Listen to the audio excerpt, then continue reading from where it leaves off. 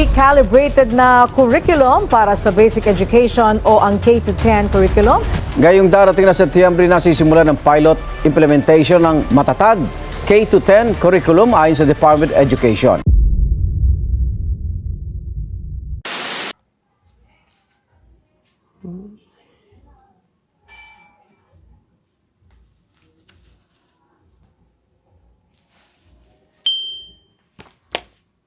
Uy, saglit lang!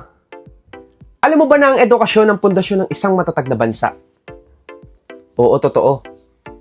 Ngunit sa paglipas ng panahon, kailangang sumabay ang ating sistema sa pagbabago ng mundo. Dahil noong August 10, 2023, inulunsad ng Department of Education sa pangunguna ni Vice President Secretary Sara Duterte ang matatag K-10 curriculum. Ito ay isang bagong programa na layuning gawing mas simple, mas malinaw, mas makabuluhan ang pagkatuto ng bawat batang Pilipino. Oops, wait lang! Dahil meron pa. Gusto ko lang ipaalam sa iyo kung ano ang ibig sabihin ng salitang matatag. Make the curriculum relevant to produce job-ready, active, and responsible citizens.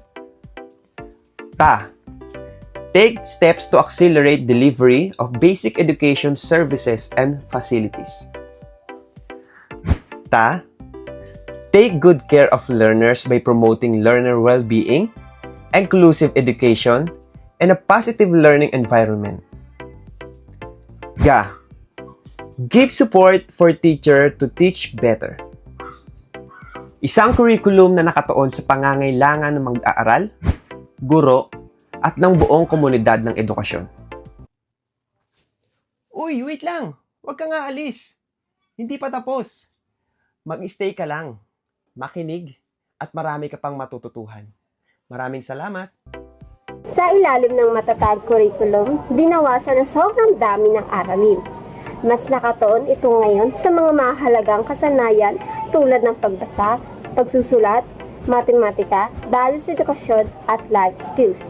Layunin nitong matunlad hindi lamang ang talino, kundi pati ang asal at disiplina ng kabataan. Dahil ang tunay na edukasyon ay hindi lang tungkol sa grades, ito ay tungkol sa paghubog ng kabuuang pagkatao. Ang matatag curriculum ay nagbibigay rin ng suporta sa mga guro. May mga programa at pagsasanay upang tulungan silang makasabay sa bagong sistema ng pagtuturo. Sa ganitong paraan, mas maayos nilang may papaliwanag ang mga aralin at mas may pauunawa sa mga estudyante.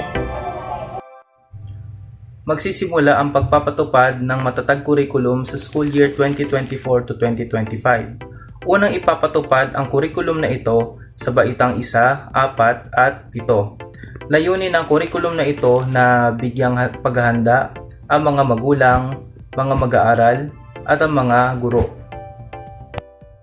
Ang isa sa layunin ng matatag curriculum ay mapabilis ang learning recovery ng mga kabataan matapos ang pandemya.